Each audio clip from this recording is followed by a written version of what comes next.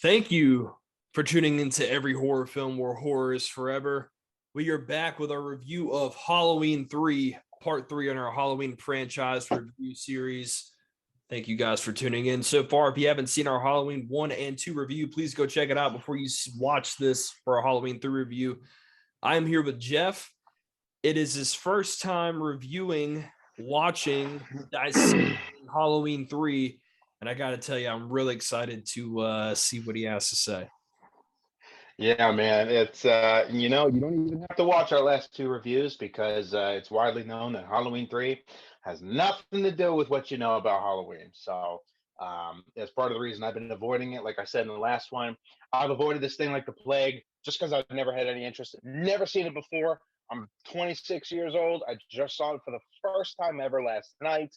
How many times have you seen it? When was the first time you saw it? I mean, because you've I've definitely seen it more than me.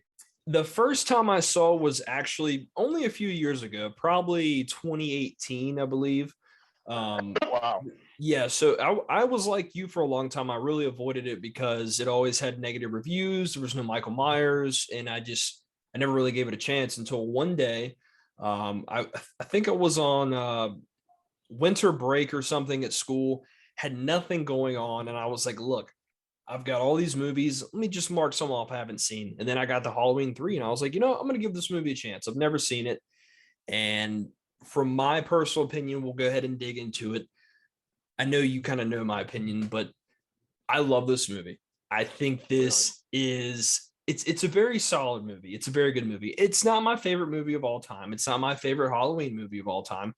But if you look at it from a standalone film, I love the concept. I love the characters. It's just it's a peak 80s, solid movie for me. I like everything about it. And, let alone from the fact there's no Michael Myers in it, it has nothing to do with the Halloween, the Halloween franchise as it relates to Michael Myers and that whole storyline. As a standalone, I like this movie a lot. I really do. So without further ado, Jeff, what did you think of Halloween 3? So uh, you have to get it out of your head that you can compare this to the other Halloween movies. That's the hardest part, I think, with a lot of diehard Michael Myers fans. They compare it against the other Halloween movies that they know and love, and that's why I think maybe it gets negative reviews when it probably shouldn't. If you change the title away from the Halloween 3, because remember, this is when John Carpenter was trying to install like some kind of anthology theme where every story is different, like each season of American Horror Story and some other Right. things. But it this is the first example of what he would have done had he had the opportunity to do different stories. So you have to get it out of your head before you even hit play that this is a Halloween movie, right? So Correct. change the name, just call it Season of the Witch. Don't call it Halloween 3 because then you get in your head this criteria about it. So Yep. once you get that out of the way, you move that completely. What you get is not the worst Halloween movie of the 11 or 12 that there are. It's not the worst. There are worse Michael Myers movies. But what you get is not John Carpenter's strongest. It's better than Halloween 2 when they killed off Michael Myers. It's better than a couple other installments in the Halloween franchise. But I wouldn't even put it in my top 5 John Carpenter movies. It's we said last time when Carpenter was making Halloween 2, he was burnt out. He wanted to get away from Michael Myers, so he kind of half-assed the screenplay and rushed through it. It felt kind of deflated. I feel like he finally got excited about writing something again and making something, and he really brought back like his effort and his focus in this. So I could tell that his hand in the pot in this was way more prevalent than Halloween 2, right? So I Mhm. could tell this is way more Carpenter-esque. This definitely felt more and it gave me the warm and fuzzies. I love John Carpenter. I got a very good vibe from this in terms of creativity and passion. I got a good vibe from that. Aside from the filmmaking aspect of it, the story I never knew what the story was. Now I do. It's interesting, man. It's a nice pivot away from the slasher serial killer vibe that you come to expect, and it's more of a dip towards John Carpenter's other '80s movies like The Thing and They Live, and I think Ghosts of Mars, but it might have been '90s. I don't remember. Where he kind of moves towards more of a sci-fi horror aspect. You get like this. Halloween 3 is like this really weird '80s sci-fi techno horror idea. Um, I like the story of it, but there are some beats in this movie that I really didn't like. It's so to give the basic synopsis for anyone who hasn't seen it, or obviously if you have, basically what it is, it's about this company called Silver Shamrock that uses ancient Celtic rituals. It's trying to use ancient Celtic rituals of the festival Samhain, or Samhain, as you've seen it written, to make sacrifices to their devil or whatever. And by doing that, and the way they do that is they have stolen a rock from Stonehenge that contains magical Celtic properties. And they've mined it for resources, and they use these resources to make Halloween masks for children, and have created this craze where everyone everywhere has the Silver Shamrock Halloween mask. And at 9 o'clock on October 31st, they're going to play this transmission in the form of a movie commercial that anyone who's wearing the mask is going to be sacrificed, basically, in a very gruesome and horrific way. What I just told you is a very, very cool story. I like that. If you read that to me on the back of a movie cover, I'd say, you know what? I want to check that out right away. Mhm. In checking it out, it wasn't until the end of the movie that it really had me. I'm gonna be honest, the first 2 acts, kind of a chore to get through. Did you feel that way? I didn't, but I think that may be a credit to the fact that when looking at the Halloween franchise as a whole, I've seen all the other films way more times, so I kind of already know what to expect. I'm like, okay, this is the part where we get to this, we get to this. Okay, let's get to this, and now it's going to get good. This film I've only seen probably about 4 or 5 times, so I know what's going to happen, but I don't have that built-in expectation where I know a scene is kind of boring. So maybe Yeah. upon more viewings, I would have that thought process. But I like what you said about the plot. I mean, like you said, if you read this off the back of a DVD or VHS cover whenever you're going in to rent a movie at Blockbuster back in the day, if you read this, you would have this would be something I would want to check out. It sounds like a cool concept, and it is a cool concept. It's different, and the story essentially starts out with, we've got this guy um, essentially running away from these guys in suits, and he runs into this gas station attendant, and he's like, "They're gonna kill us all! They're gonna kill us all! Help us!" And he's got this silver shamrock mask. Now, at the time, it's just this orange pumpkin mask. We don't really know what it's about yet. So the attendant takes the guy to the hospital. That's where we get introduced to our main character, Dr. Chalice, played by Tom Atkins, who is overseeing him and like, what's going on with this guy? He's freaking out. He's holding this mask. So, they help him out. The patient stays overnight. All of a sudden, the guys that were chasing him earlier, one of the guys comes into the hospital, sneaks in, kills him by like pulling it in one of the, which I will say it's a really cool kill, kind of like breaks his face. He pulls his nose like up, and he like kind of breaks his something in his face and his nose, and he dies. And then the doctor sees him walk out, and he's trying to stop him. The guy walks into the car in the suit, pours gasoline on himself, blows himself up, and you're just like, holy shit, what just happened? So from the beginning, it's definitely lots of stuff going on. So that's how we get introduced to the main character. From that point on, essentially, we have the daughter of the patient that was killed. She comes in. She has to identify the body of what was her father. And when that happens, she's horrified by what she sees. And she essentially gets to talking to Dr. Chalice about what happened. And he's like, look, I don't know what's going on, but your dad came in the hospital talking about they're going to kill us all. And a few minutes later, he was dead. Now we got to figure out what happened. So they start on their trip to go to this Silver Shamrock company in the city that it's based in, and they start this whole investigation about what's going on in this city. So regarding that, what would you say in some of the stuff I've described, some of the early characters, the setting, the story? What are some of the things that you liked in the beginning to the mid half of the concept of the story?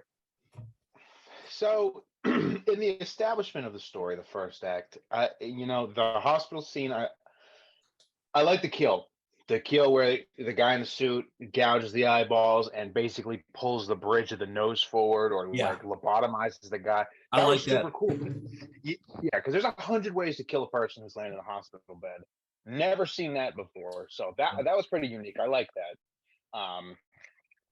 It the kind of establishment of um, what's going on in this area. I forget what town it is. It's not Illinois, but I don't remember where it is now. But I think it's California. Um, but it's not important. But I like the mystery of it, the opening mystery of what's going on with this guy. Why is he holding a silver shamrock mask in a hospital bed? Um, my favorite aspect of the movie up until the third act, which doesn't mean I changed my mind about it, just means that my favorite scene is when the commercial's playing on any TV. The Silver Shamrock commercial is this very weird, very dystopian, very pessimistic, negative energy vibe, eerie 80s commercial with like some really distorted children's jingle of London bridges, Right. talking about 8 days till Halloween. I like that. Whenever that played, I was like, yeah, that would creep me the hell out. That's a creepy commercial. So I like that. Gotta say, wasn't. I guess it has to do more with the later part of the movie, but I guess my question is kind of, I mean, he's a doctor, right? How many patients have come and died under mysterious circumstances? Maybe not a lot, but the extent to which this doctor character gets so involved in the mystery of what happened to his patient kind of took me out of it a little bit. I'm like, oh, okay, yeah, he was murdered. He was murdered in the hospital, but I don't know. I can't foresee a doctor going on a witch hunt, no pun intended, of trying to figure out, who did this and why. I think that part of it took me out a little bit. But we're just talking about the first act here. So far, I'm into it. So far, I'm like, okay, I want to see how things develop. Let's see where this goes. Let's find out what this Silver Shamrock thing is, because clearly it has a very big presence wherever this is. To what you're saying, I will say 2 points. First, I will say that throughout the film, I know we're talking about the first half, but throughout the film, we start to notice that Dr. Chalice, while he's in his late 40s, early 50s, is very much a ladies' man and has a relationship with pretty much every female character in this film. So I think at one point he sees this good-looking younger lady who's trying to go figure out what's going on, who wants someone to come with her. He's like, okay, I'm in this. I think that may have something to do with it. Two, I would say, okay, if you're a doctor, someone dies within your care and they're murdered within your care. I mean, obviously that's, something that you're going to pique your interest. But if you do see the murderer go outside in their car and then light themselves on fire and blow themselves up, that might make you think, okay, there could be something else to this. Maybe. Yeah. There could be something else. I understand what you're saying. That's my counter argument, I guess you would say. Yeah, that makes sense. And like I said, I'm nitpicking the whole movie when I should only be talking about the first act. Yeah. But so far, first act has got me interested. I'm very aware as the viewer that this is something different than what we've seen before. Correct. I want to know more about Silver Shamrock. So at this point, the Miss Grimbridge, I think her name's Ellie. She and Dr. Chalice, they go on this trip and they go to this town where, and I can't remember the town off the name of my head, I'm sorry, where essentially this Silver Shamrock company is based out of, and they run this whole town pretty much. This whole, there are cities in America where they're pretty much based off one type of business, one type of industry, and that is one of these types of cities. This whole city's livelihood is based off the success of this company. So they go there and they kind of notice everyone's acting weird. So they get a hotel room for a couple days right next to this facility. and they run into a couple different type of characters. They run into this one family who they're big sellers of these masks at their own mom and pop store that they work at. So they're coming into town. Hey, we're here to get our shipments of Halloween or Silver Shamrock masks to go back to sell. We're the biggest sellers of the Silver Shamrock mask in our area of town. And then you have another lady, she comes in and she's like, I'm staying too. I'm here to pick up my shipments. So they kind of go along with the storyline that, hey, we're here to pick up our shipments of Shamrock masks as well. And then we kind of get this, you get the vibe that all this weird stuff is kind of happening. And at this point, a couple scenes later, we start to see these guys in these suits that are walking around. And this is a point I'll mention. I'm not sure if you know this because you've only seen the movie one time. Dick Warlock was one of the guys that was in the suits. And obviously he was the guy that played Michael Myers in the second film. Yeah. So he was in this film as one of the, the robot killers or whatever you want to call them. Oh, spoiler alert. Yeah, look, hey, sorry if you haven't seen it. So at that point, that's interesting. And then, we start to see weird stuff kind of going on within the film with these characters, and they bring up this guy, Colonel Cochran. Now, he was our main antagonist in the film.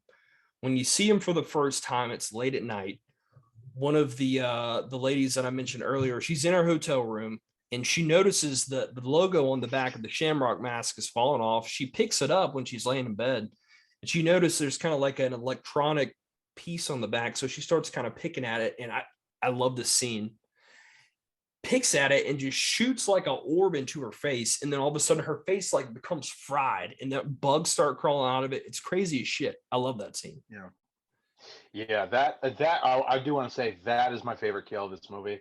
That because these pins on the back of the mask that say Silver Shamrock, you think it's just like a manufacturer's tag, but it fell off. It's got chips in it, like it's a piece of technology. Like, why is this technology on the back of a mask? So she starts poking at it and gets a laser beam through her freaking face, dude. And the practical effects on the corpse, because she didn't die.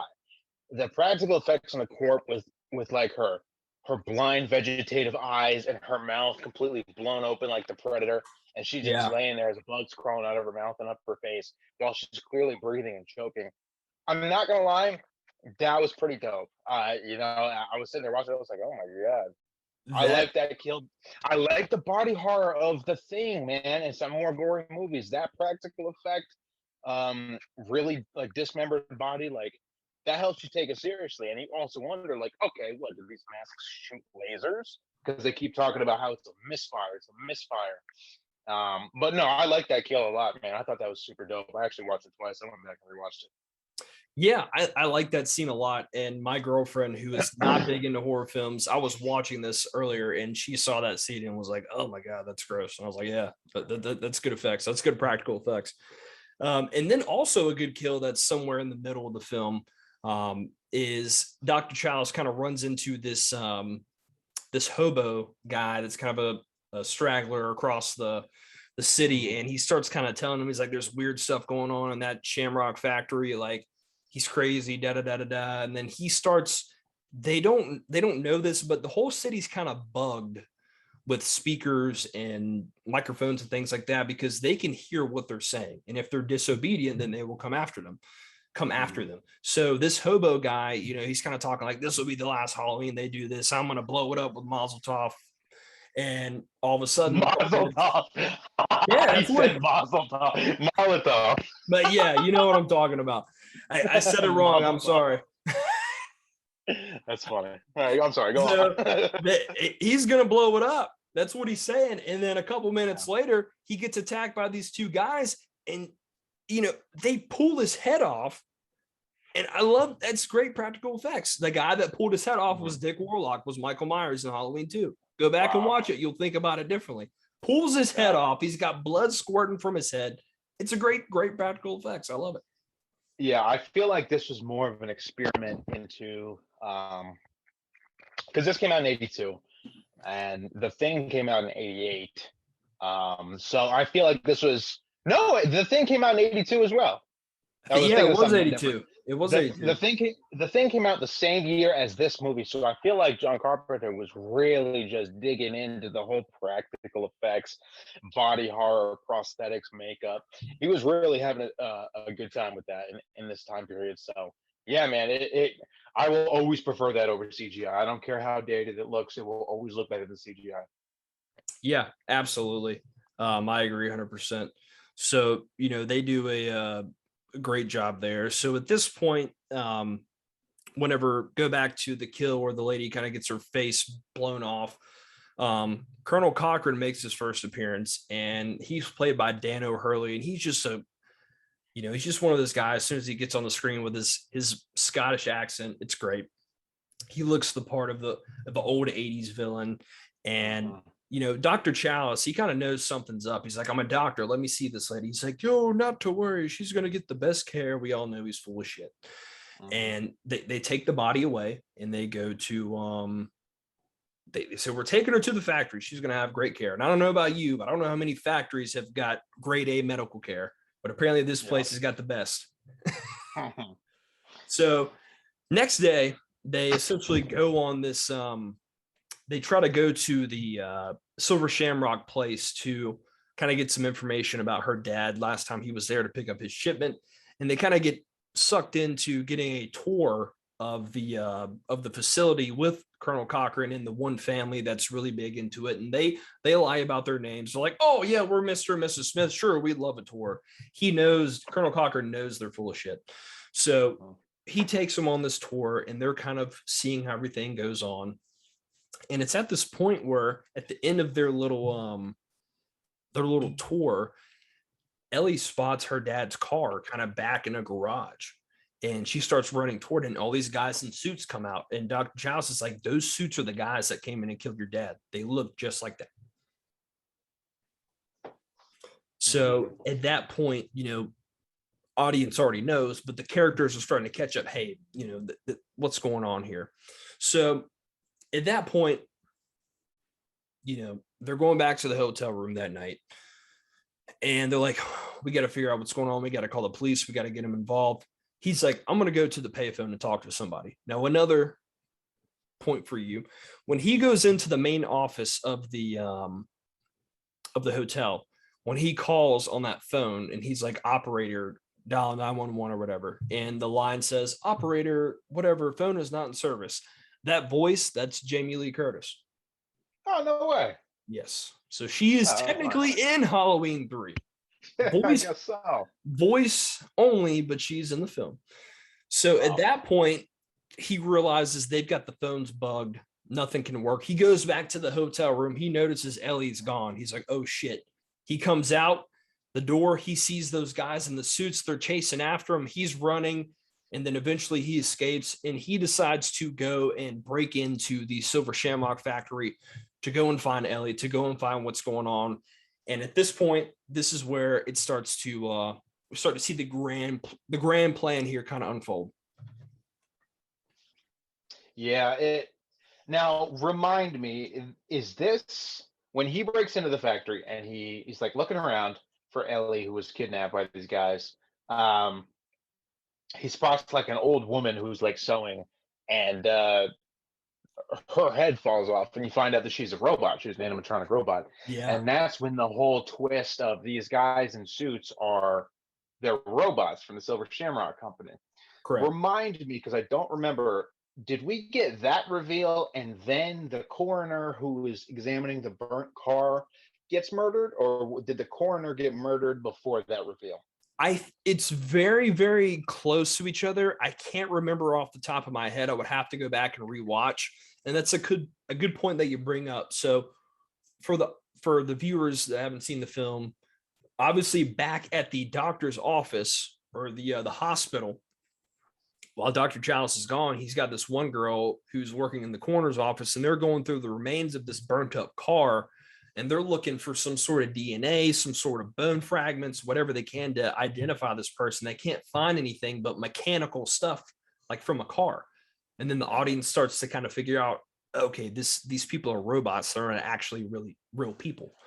So And then, like I said, another great kill. We don't see it on screen, but one of those robots, as soon as the doctor kind of figures out what's going on, he bum rushes her and just takes a drill and drills it into the side of her head. You don't see it; it's kind of off screen. You just kind of see her body. That's another great kill. I mean, they did I'm going to give an A for the kills here in this film. The creativity and the goriness. It wasn't over the top, but it was good enough that really made me appreciate it. Yeah, and it was still early enough in cinematic history to where a lot of these hadn't been done before, or variations of it. I'm gonna go on what I remember as the coroner finding out about the robot and getting killed after the doctor at the factory found out about the robot twist. So, strike me down if I'm wrong. I've only seen this once, and it was 24 hours ago. But as I remember it, the coroner found out about the robots afterwards. So the audience was already aware that these guys in suits were robots. So I kind of feel like that's a little redundant. If she had found out, if she had put together that she was examining robot parts earlier in the film and then got murdered by a guy, I feel like it would have just added to the mystery. I But agree. because we already know that it's robots, didn't really add anything we hadn't already seen before. So that's just something that's just some nitpicky stuff that I would move that scene to way earlier, like before he even gets to the factory, to add on to that defense of like, dude, what did you find out? And they get murdered. So I don't know. That's my nitpicking though. Yeah, no, I agree. I think that would have made it a little bit more intense. I think that's a good point. So at that point, Dr. Chalice, he's snuck into the factory and he tries to call his ex-wife. Now, if you were paying attention, you would notice that his ex-wife or current wife, I can't really remember, in the film is actually Annie from part one, Wow, didn't notice playing that either. playing playing a different character. It's Oh, unrelated to Annie in parts 1 and 2. It's the same actress, and I'm pretty sure I'm right on this, but that actress and Tom Atkins, the actor, were actually married at some point in their lifetime. So, wow, nice overlap. hey, I'm just coming with the facts, man. That's all I'm doing. Yeah, that's good. But So, but yeah, so he's in the factory, and it's mhm. revealed about the robots, and I think he tussles with some robots, but then he gets down to um, does he get down to Cochrane? Is that what it is? I don't remember. He ends up fighting one of the robots. He gets kind of captured, and then he punches him in the stomach, and then that's when it's revealed that he pulls it out. And it's like it's not blood, like regular, red blood. It's It's like this green oil. slime, oil, whatever Yeah. you want to call it.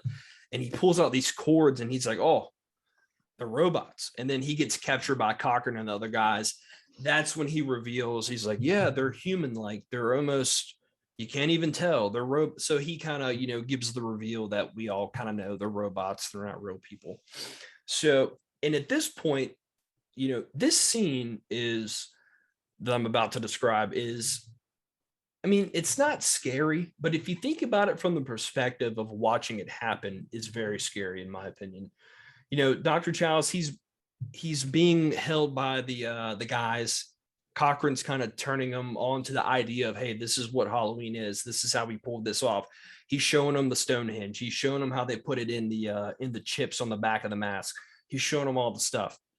And then we have the scene where the family that I mentioned earlier that is super big into selling the masks, Cochran gets them in a test room inside the factory and is saying, hey, come to this test room. We're going to run a couple new commercials. Just tell me what you think and make sure Buddy Jr.'s got his mask on when the commercial comes on. We know that they're in for something bad. Well, they get in there. They're thinking it's kind of weird, but they're going along with it. The commercial comes on. The kid puts his mask on. And that's the first time we see someone actually get killed by this thing that they're trying to do. And all of a sudden, the mask kind of like grips his face and like chokes him to death. He falls on the ground. He's got spiders. He's got snakes, bugs coming out of his mask. He falls on the ground. And then you've just got Cochran and his guys and Dr. Chalice just watching it. And there's nothing that he can do. He's just watching these people get killed by these insects, these animals, these reptiles. And they die in the room and they just sit there. And he's like, yep, that's pretty much what I'm going to do to all the kids around the world. Yeah, so that's when you start to piece together, like you know from the beginning that there's something up with those commercials, man, and there's something up with the masks. But it's not until that scene that you realize, like, oh, that's your evil plan. You're gonna play some kind of transmission through the masks, which is gonna sacrifice the kids. Gotcha. Now I understand. Now at this point, the doctor is remembering that his personal investment in this, his kids that we see in the beginning of the movie, they got those masks. Like the ex-wife Right. and the wife, I don't remember who it is. Like they got those masks. They're waiting for that commercial at 9 o'clock about some giveaway that's going to be happening. They're waiting for that commercial wearing their masks. So he's like, oh, my kids got these masks on. Like it's going to happen to them. So that's his personal investment in that. And then we go on to find out how the masks were made, or maybe that happened before the test. I don't remember. But basically, it's mentioned in the beginning of the movie that one of the pillars from Stonehenge was stolen, and then the doctor finds out that that Stonehenge rock is here in the basement, and they're like mining it for materials to make these Celtic ritual masks. So that's when you really start to piece it all together. And man, at this point, like I I'm a huge sucker for like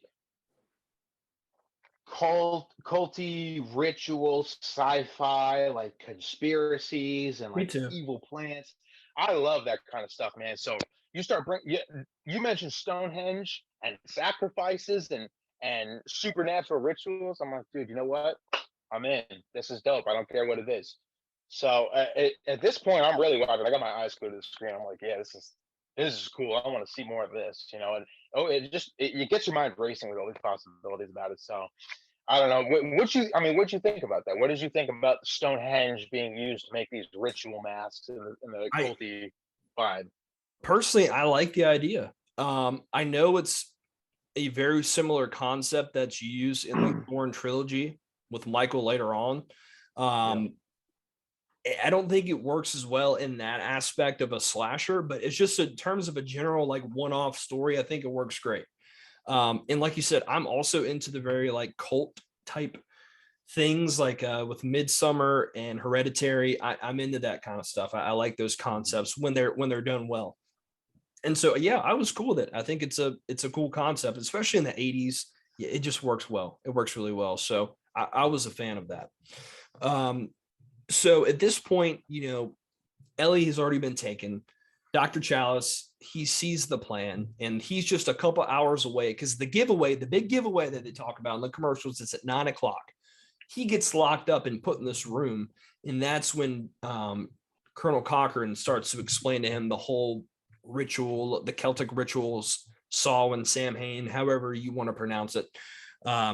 He kind of explains his plan. He's like, all these kids are going to have these masks on. It's going to be the ultimate Halloween trick.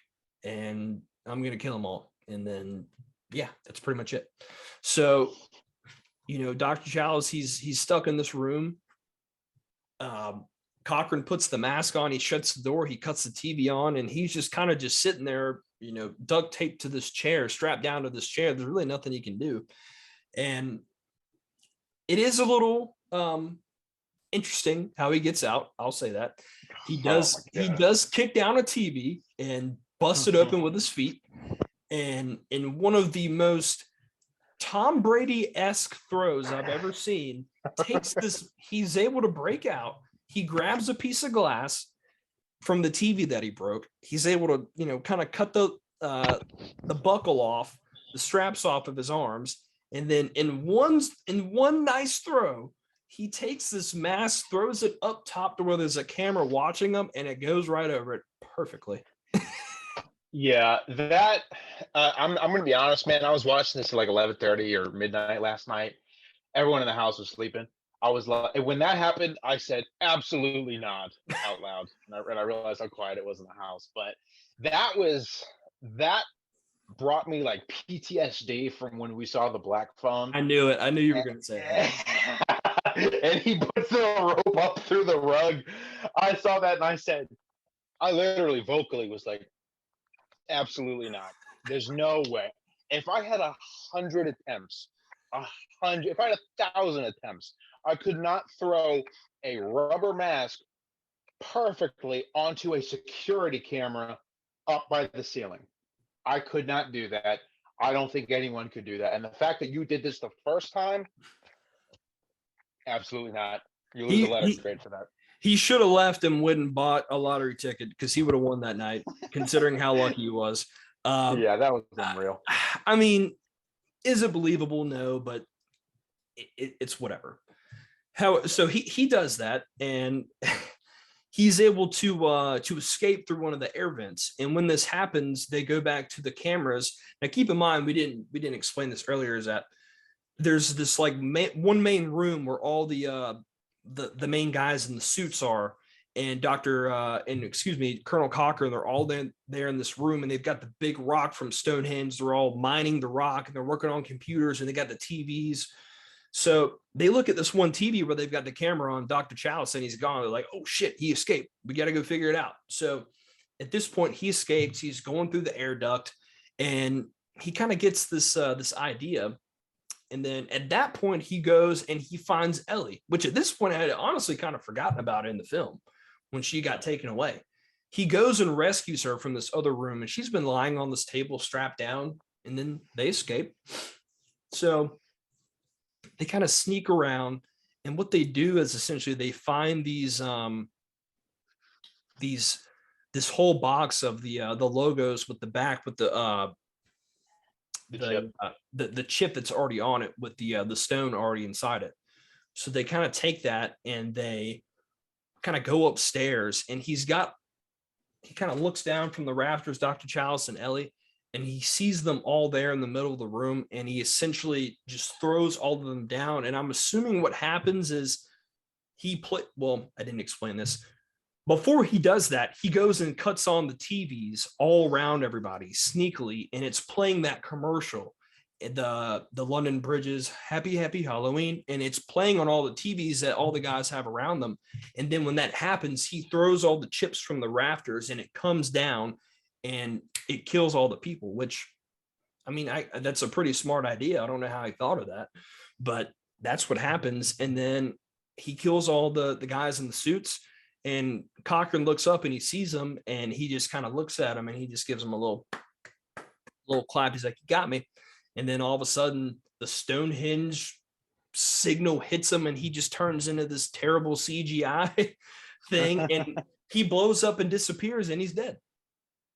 Yeah, that was a pretty huge Hail Mary. I mean, it's like turning the commercial on and then getting to a position where you could throw all these chips down in between the group of TVs playing this frequency, and then I guess because he knew about the misfire, that happening and killing all the people, and then some kind of energy radiating from not the chips, but the actual box televisions form some kind of energy ring, and it links with the Stonehenge pillar, and it goes through Cochrane, and Cochrane turns into this weird, creepy mannequin Yeah, it was very, very odd and very, like I said, Hail Mary. But dude, I guess, at this point, I'm like, I guess you could throw a mask on a security camera the first time. I guess, man, I'll go with anything. I guess. So at that point, Dr. Chalice and Ellie, they flee the scene. The whole factory's exploded, blowing up behind them. Of course. They get in their car at the hotel and they drive away. And at this point, they're trying to get back to town. They've got X amount of minutes left before this commercial comes on. So at that point, the first time you see it, like you did, I'm not sure how much you were aware that Ellie wasn't talking. It's really obvious, obviously, that the numerous times you've seen the film, but the first time you might not catch it. But she really hasn't said anything at this point. And then while they're driving in the car, he's like, "Are you all right?" And then she turns out to have already been made into a robot, and she starts to try to attack him and kill him. Yeah. What'd you think about that? Stupid. And I'll explain it in a little bit about the twist. But yeah, as soon as she didn't reply when he said something, I was like, "Oh, she's a robot," because it's the 80s and it's the corporation, Yeah. So that's exactly where my mind went to. So I wasn't shocked by it at all. And honestly, I think it was kind of just a time killer to really like feel more rushed to get to it to 9 o'clock. But yeah, could have removed that completely. Could have removed her completely, and I'd be fine with it. Honestly, Yeah. make her dead. I I agree. I mean, I think it's okay, but I think it maybe would have been better if they either just killed her off or if he just broke her out and she was normal. Maybe I Or don't if she know. killed him, if she killed him and the plan was successful, if she had killed the doctor, the only person who knew about the plan, and there was no way to stop this, like I would have been like, oh my god, it's like that Family Guy sketch where it was like a '80s sci-fi horror movie, and it Yes, was like, I guess the only way to get out of the corporation is to kill ourselves, and he dies, and she takes off her face, and she's a robot. that's very That's true. all I was picturing when that twist was happening. But they didn't really do anything impactful with that, man. I think it just killed 5 minutes and that's it. Yeah, no, I agree. Um, yeah, so at that point, she takes control of the car. They drive off into a forest and they run into a tree, and then she comes back at least 3 times. He kills her, then her arm tries to kill him, and then her body without the head tries to get him. Eventually, he kills her, whatever robot's left of her, and he runs off. And if you don't pay it, what if you should have paid attention from the beginning of the film, he runs into the same gas station from the very beginning of the film where Ellie's dad ran into asking for help. And the gas station attendant's like, "Do I know you?" It's like, "Yes, you know me." Now he's the crazy guy that ran into Now the gas he's the station. crazy guy, and he runs in, and it's probably a few minutes before 9 o'clock, 8:57, something like that. He grabs the payphone, and he's like, you know, it's funny to think about. This film would not work in this day and age because you would just use your phone and just call and be like, "Hey, I really need you to," or you just go on Twitter and like, "Hey, cancel this." Yeah, right.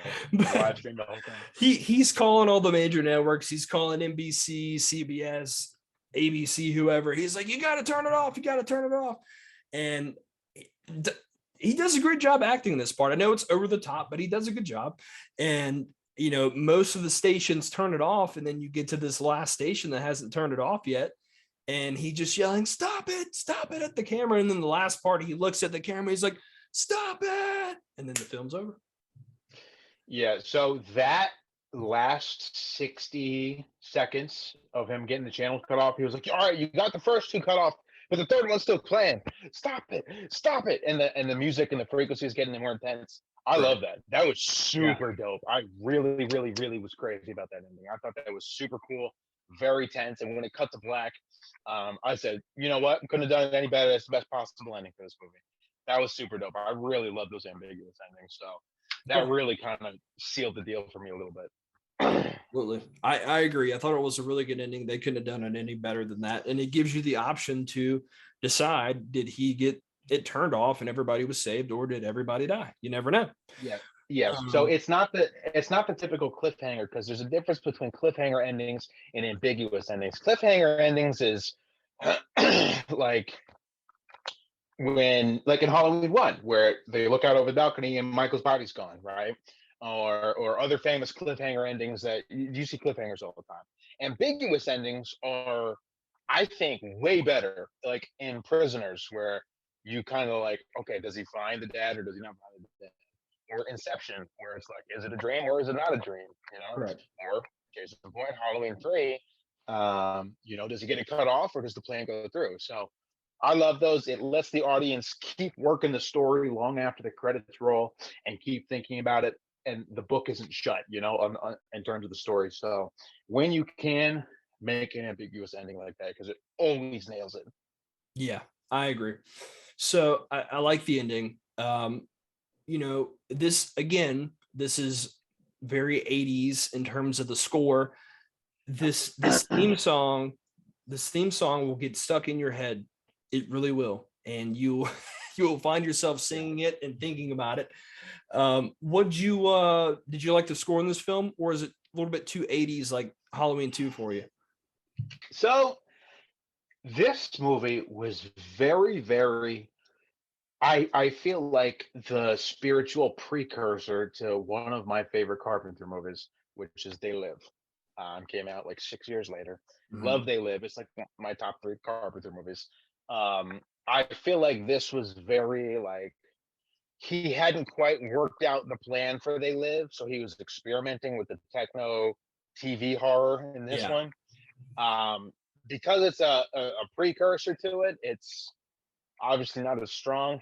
The soundtrack, of course, is not as iconic as the Halloween theme, but the I think the synths and the at this point cheesy '80s brass and just techno nonsense that sounds super retro now.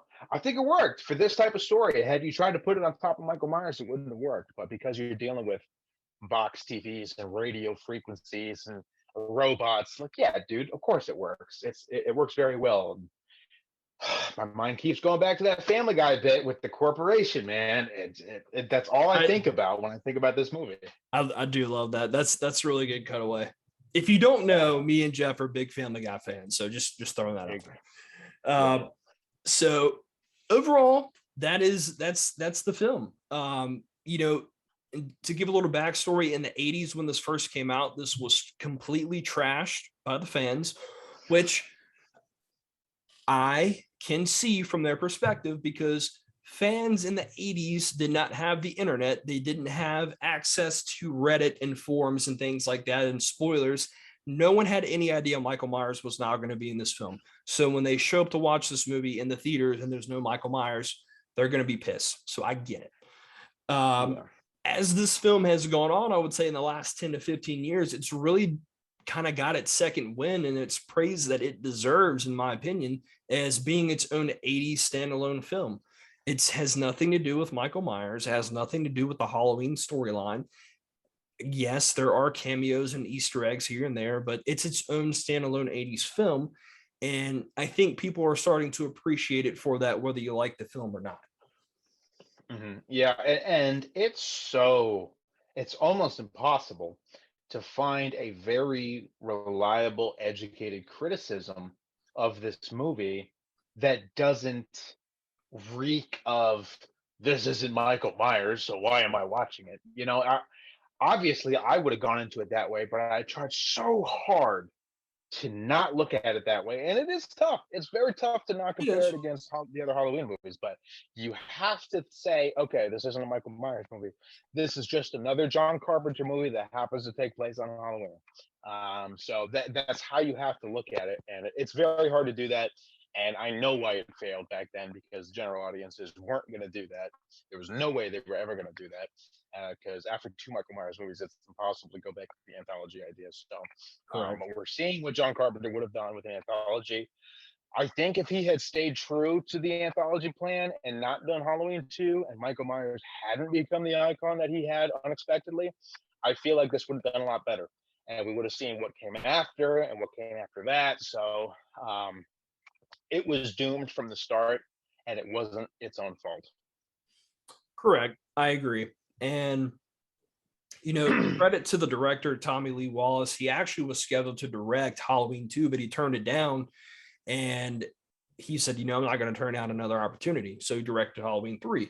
And it was a big ego kill to him when everyone hated the film, but not really his fault because there's no Michael Myers. It's not his, he kind of took that anthology idea that John Carpenter had written, and that's what they went with. So as the years have gone on, this film has gained I would say, somewhat of a cult following in terms of being its own 80s film.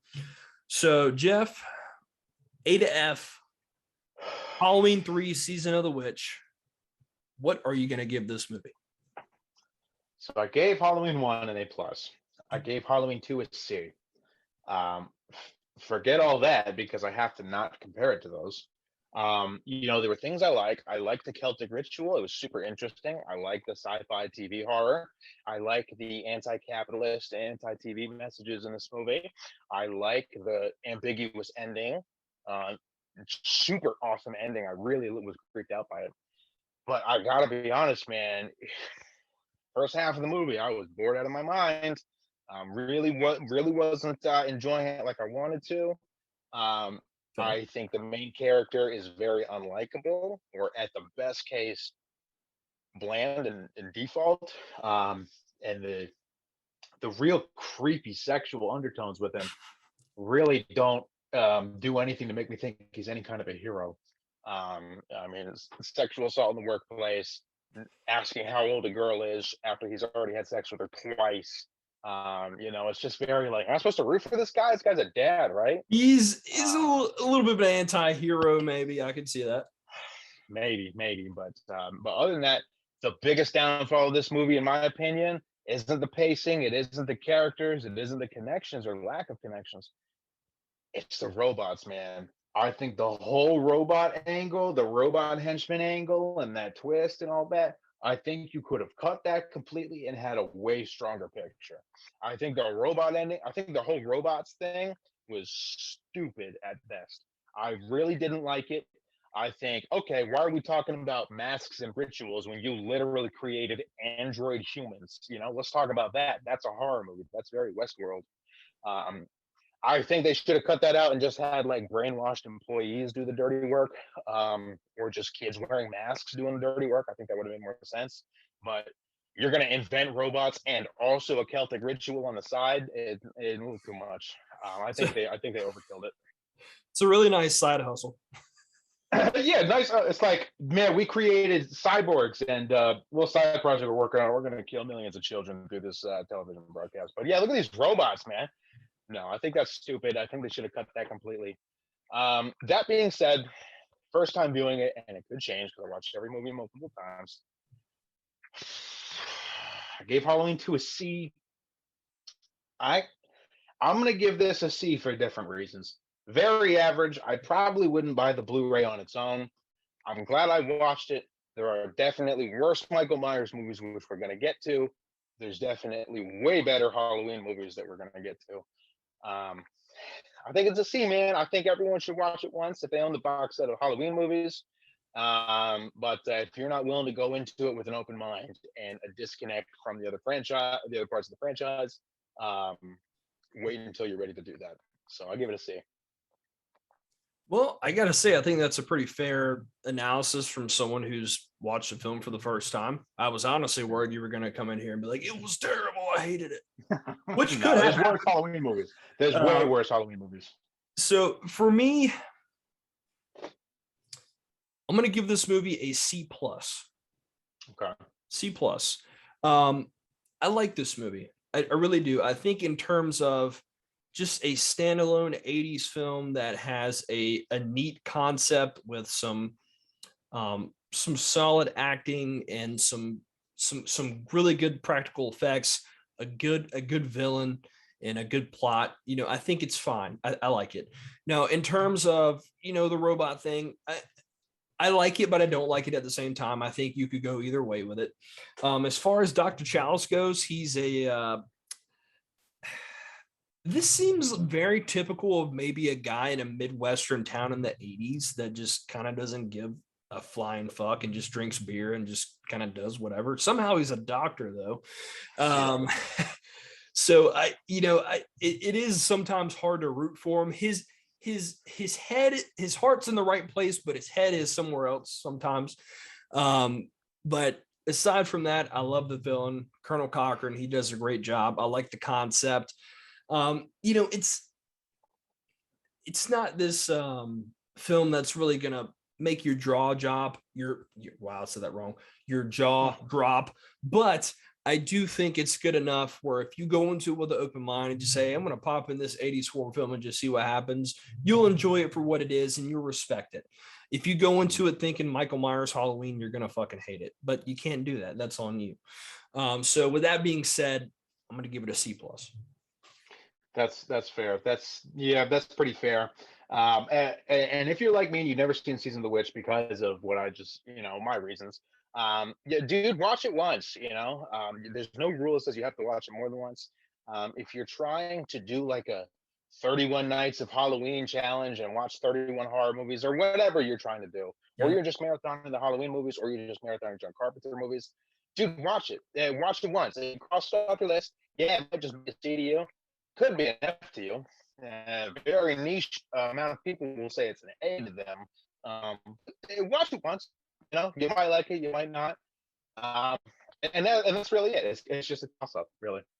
Yeah, absolutely. I think that's fair. If you haven't seen it, go and check it out. Don't go in with preconceived notions. Just go in and watch it, see what you think. I'm sure for the most part, people will enjoy it somewhat. So with that being said, that is number 3 in our Halloween franchise review series. Next will be Halloween 4. And I got to tell you, I'm excited for this one because Jeff, he loves Halloween 4. He loves it a lot. Let me tell you that when we talked about doing a Halloween marathon review, I said, all right, wake me up when we get to number 4 because I got shit to say. You understand me? I cannot wait for the next installment of this review series. Cannot wait. I'm ready, dude. He's in for Halloween 4. I won't spoil my thoughts on Halloween 4. I will just say this. I don't hate Halloween 4. I don't. There are a lot of things I like about Halloween 4. There are a lot of things I don't like about Halloween 4. But we will get into that. That's no problem. We will see you guys next video. Every horror film, horrors forever. We'll see you next time. The mummy has now been located. The living mummy. The living mummy. Bullets won't stop. Some creature out of time. It was horrible. It was horrible. He's completely out of control. I saw those bodies. Is he a man or a monster? You actually knew a werewolf in a peaceful town where nothing ever happened. It was horrible. It was horrible. In the mystical regions of Transylvania.